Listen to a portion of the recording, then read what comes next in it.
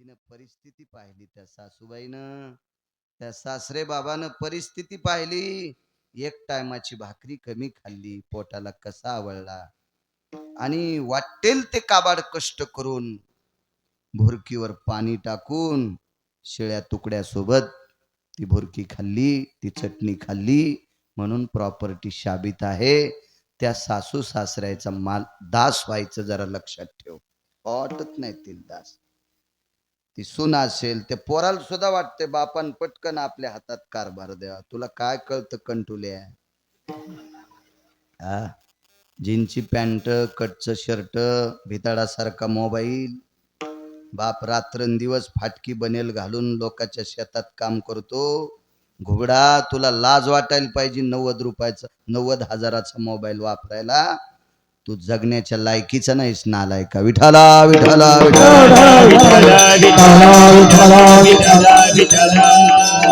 मला सांगायचं याच्या करता, ज्यांनी आपल्यासाठी रक्त जाळलंय आणि घाम केलाय. घाम रक्ताचा होत असतो, घाम पेलेल्या पाण्याचा होत नसतो बापू. रक्त जाळून तो घाम काळ्या मातीत टाकलाय. वाटेल ते काबाड कष्ट करून आपल्यासाठी संपत्ती कमवते. त्याचा जर दास वाटत नसल तर यायची लायकी आहे का पंढरपुरातल्या मालकाचा दास व्हायची? विठाला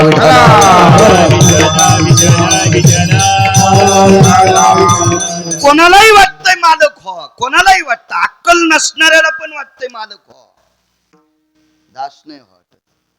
पण तुकोबाऱ्याला दास वाटते. पण कोणाचा दास? भंगिऱ्याचा नाही. दास पंढरी रायाचे रायाचे, दास पंढरी रायाचे रायाचे, दास पंढरी रायाचे, दास पंढरी राया. आम्ही दैवाचे दैवाचे, दास पंढरी रायाचे, दास पंढरी रायाचे, दास पंढरी रायाचे, दैवाचे दास पंढरी रायाचे, दास पंढरी रायाचे, दास पंढरी रायाचे. पांचटाचा दास व्हायचं नाही, हलकटाचा दास व्हायचं नाही, भडव्यांचा दास व्हायचं नाही, नालायकाचा दास व्हायचं नाही.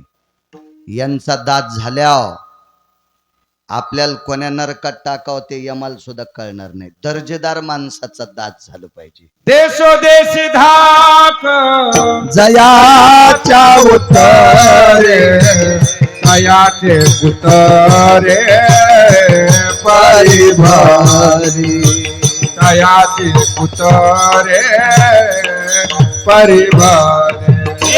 देशोदेशी धाक जयाच्या उत्तरे, जयाचे उतरे परिभारी, जयाचे उतरे परिभारी.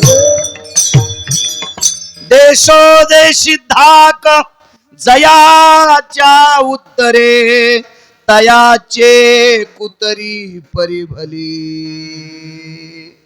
ज्याच्या वाणीत देशोदेशी धाक आहे त्याचं कुत्र झालेलं परवडतं. विनोद शेठ मामा, त्याचं कुत्र व्हायचं. पान छटायचा मालक पण व्हायचं नाही तर दास तर लांब सोडून द्या. एक जण म्हणला, साहेबानं आमच्या खांद्यावर हात टाकला, तुला दाबायसाठी टाकलाय. साहेबाच्या गोळ्या संपल्यात का? ते तुला मोठं करीन आणि तो लहान होईन. आणि मग तुम्हाला भूकच लागन, साहेबान माझ्या खांद्यावर हात टाकला. साहेब्या तुला दाबणार आहे. विठाला विठाला कोणाची बोट उचलायची नाही. झाडा खालचा ऊस वाळत नाही, पेर लागतच नाही. झाडा खालचं सोयाबीन वाळत नाही, शेंग लागतच नाही. झाडा खालचा कापूस महिनाभर पाऊस नसू द्या वाळत नाही, बोंड लागतच नाही. मोठाले झाड बारकाल्याला मोठं होत देत नाही. आणि तरी म्हणते माझ्या खांद्यावर हात टाकला. गोळ्या संपल्यात का तुया सोमळ्या? विडाला विडाला ए जो आपल्याला मोठं करतोय त्याचा दास व्हायचंय, त्याचा दास. तुकोबार आहे का पंढरीतल्या मालकाचं दास्यत्व मागतात. जन्मो जन्मी तुझा दास ही मागणी. पुन्हा पंढरीचा वार करी वारी चुकोने दिहरी. देवा मला पंढरपूरचा वारकरी करा. मला असं वाटतं या अभंगावर खूप कीर्तन केले असतील मी, मग मला लाज वाटली. मला आता बाळू तू दर महिन्याला पंढरील वारील जात जाय, नाही तर या अभंगावर तुला कीर्तन करण्याची लायकी नाही. विठाला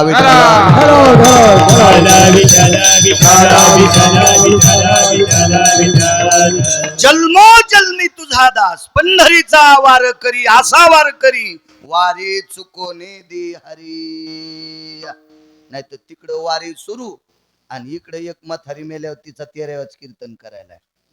यम किती हानीन महाराज, इंच भर जागा ठवाचा नाही लाल करायची. किती हानी नियम तो नाही नाही. नित्य वारकरी कर. संत संगे सर्व काळ. मला संतांचं सानिध्य द्या का अखंड प्रेमाचा कल्लोळ. संतांच्या सानिध्यात प्रेम असतंय. येताना बापू सांगत होते बिभीषण बुवा, झोपीत सुख आहे का पैशात सुख आहे? त्याच्यात नाही आणि पैशात नाही. एका माणसाला सांगितलं या हॉलमध्ये पैसे येत पण 3 दिवस झोपायचं नाही आणि पैसे मोजित राह, जितके मोजशील तितके तुला देऊ. 22 घंटे मोजले, बोटाचे कांडे उघळले, ठसे संपले. असतेच ना ठसे बोटा, इतके पैसे मोजले. पण 22 तासाच्या नंतर म्हणला 3 दिवस जागायचं म्हणल्यावर मी वाचत नाही गडे.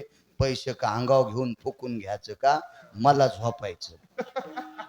मग पुढचं लय बहादर होतं, चरबट होतं. ते काही इतकं सोपं होतं वे देणार. ते म्हणला 3 दिवस पैसे जितके मोजशील तितके तुला. ते म्हणला 3 दिवस जागत नाही. मग 3 दिवस झोपून राहायचं, डोळा उघडायचाच नाही, सगळे पैसे तुला. ते म्हणला मी का मेलो का?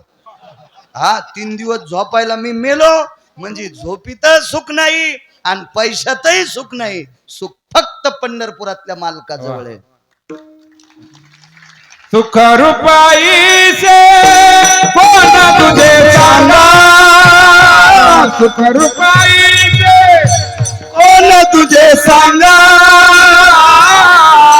माझ्या पांडुरंगा सारिके सारिके ते माझ्या पांडुरंगा सारिके. सुख रुपाई तुझे कोणी सांगा, सुख रुपाई तुझा कोणी सांगा. माझ्या पांडुरंगा सारिके माझ्या पांडुरंगा सारिके. जगात सुखरूप असा कोण नाही, तो फक्त विटेवरचा मालक आहे. आणि पुन्हा ऐकायचं असेल तर बहुपायी संतांच्या सानिध्यात सुख प्राप्त होते, आनंद प्राप्त होते, प्रेम प्राप्त होते. वाल्यासारखा पापी जगात कोणी नव्हता. अर्धक्षण घडता संताची संगती. काही वेळापुरती 6व्या क्रमांकाच्या संन्याशाची भेट झाली. 6व्या क्रमांकाच्या संन्याशानं 19 संन्यासी वाचनात आले. त्याच्यात काही ब्रह्मचारी पण होते, पांढऱ्या कपड्यातले काही होते आणि भगव्या कपड्यातले होते. 19 यायनं एकानंही पैशाला हात लावला नाही. त्याच्यापैकी 1 नंबरचा संन्यासी मारुतीराय आणि 6व्या क्रमांकाचे संन्यासी देवर्षी नारद. आणि हे नारद किती माणसं मारले त्याचा पत्ताच नाही. अशा वाट पाड्या वाल्याला नारद भेटले आणि नारदाचं दर्शन वाल्यान घेतलं. वाल्याचे वाल्मिक, वाल्मिकाचे वाल्मिक ऋषी आणि वाल्मिक ऋषीचे महर्षी वाल्मिक झाले. केले रामायण रामाधी. कुठं सुख भेटलं किती माणसं मारून किती पैसे कमिलते, कवडीचं सुख नाही, सुख फक्त संतांच्या सानिध्यात. म्हणून अखंड प्रेमाचा कल्होळ संतांच्या सानिध्यात सुख प्राप्त होते. म्हणून देवा मला संतांचं सानिध्य द्या. शेवटची मागणी केली, चंद्रभागे स्नान तुका मागे हेची दान. तीर्थ 360 सांगितले, तसे 350 गंगा येतात, 349 भारतात येतात, 2734 उपनद्या आहेत भारतात, 2734 उपनद्या. शिक्षण असू द्या म 7वी, तरी पण सांगतो, हे मेमरी कार्ड चांगलं दिलंय 250 जीबीचं, म्हणून तर हे कमी जीबीचा मोबाईल वापरतो मी. तुमचे काय भेताळासारखे आहेत, पण त्याच्यात काही गर्दा येतो, कोणाला गर्दा जातो. हा मोबाईल पतिव्रत आहे, याच्यात काही गर्दा येत नाही, याच्यात जात नाही. आणि मला काय घ्यायला, मी केवढा घेईन ना विनोद शेठ, आहे का नाही. तुरी कापूस मला लय मोठं होत आहे, मी सोन्याचा घेईन, कॅमेरा चालू आहे, खोटं कशाला बोलायचं. भरपूर शेतीतून पैसे येतात, पण आता आता लोक लुगडं घातलं म्हातारपणी गाऊन घालायचं नाही. विठाला विठाला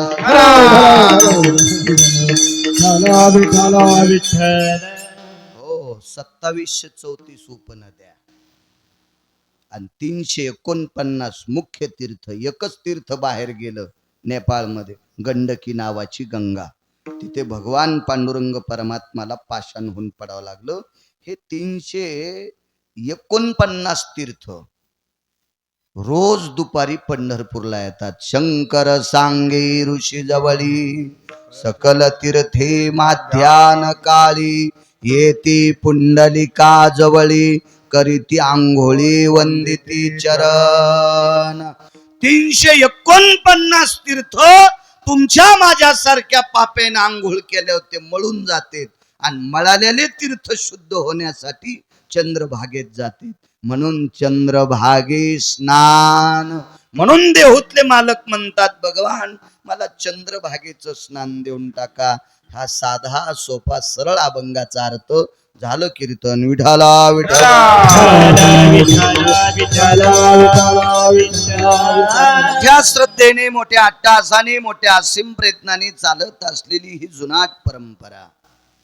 गुरुवर्य धर्मनिरपेक्ष, कर्तव्य निरपेक्ष आणि सेवेचा फार मोठा दारवंट असलेले सद्गुरु कैकाडी महाराज, गोर गरिबावर, सज्जनावर, रंजल्या गांजल्यावर अतूट कृपा करणारं कोडस व्यक्तिमत्व, महान मुनी, अशा लोकांना ऋषी म्हणायचं, योगी म्हणायचं, तपस्वी म्हणायचं. जे समाजाची सेवा करतात ते तपस्वी असतात. काय मगाशी एक सहज वाक्य ऐकिलं, लोकांनी ज्यांना धान्य द्यावं त्या धान्याची बँक काढावी, त्याच्यावर मिळालेलं उत्पन्न शाळा चालवावी. किती मोठा धर्मनिरपेक्षपणा असेल, किती सात्विकता असेल, किती तात्विकता असेल, किती मोठा सेवेचा योग असेल. लाखो कीर्तनकार सुद्धा त्यांची बरोबरी करणार नाहीत. विठाला विठाला. अशा महान तपस्वींची 46वी पुण्यतिथी चालत असलेला सोनेगाव ना, सोनेगाव कर मंडळी, तुम्हा सर्व ग्रामस्थांच्या वतीनं चालत असलेला ज्ञानदान अन्नदान सोहळा, एका सद्गुरूची, साधूची, तपस्वींची पुण्यतिथी, त्यानिमित्त चालत असलेला सोहळा. आणि त्या सोहळ्यात आजच्या 7व्या दिवसाचं कीर्तन माझ्याकडं आलं. एका परम पावन साधूच्या पदस्पर्शाने पुनीत असलेली भूमी, अशा ठिकाणी कीर्तन करण्याचा योग येतोय, ते माझं परम भाग्य. कीर्तन काय रोज बी येतं, टँकरनं दारू पेले त्याच्या तिरविल सुद्धा आमचं कीर्तन. काय करावं लागतंय, त्याला पैशात जोर झालेला असतो, बलित असते ते आम्हाला. काय त्याला फुकून दिल्यावर त्याच्या सरणातून दारूचा वास आला तरी त्याचे पोरं कीर्तन ठेवतात. आता महाराजाला ते 2 घंटे करतात, ते समजित आहेत बैल म्हणून. आमच्यावर घेतल्यावर तुमची खसखस पिकली, मी एकटाच जातो का? सगळेच गुतले ना. कोणी चमच्यानं पेला असन, कोणी तांब्यानं पेला असन, कोणी हाऊत तोंडाला लावला असन, चमचन पण बाटलीत ना विठाला विठाला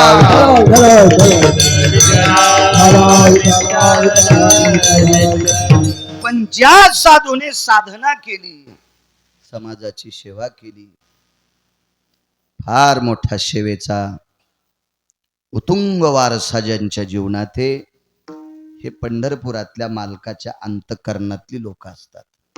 अशा सद्गुरु कैकाडी महाराजांच्या पदस्पर्शाने पुनीत झालेल्या या पवित्र मातीमध्ये त्यांचा भक्तीचा सुगंध आहे. अशा ठिकाणी कीर्तन करण्याचा योग येते. ते कीर्तन करायचं सुद्धा भाग्य असतं. गावकरी मंडळी,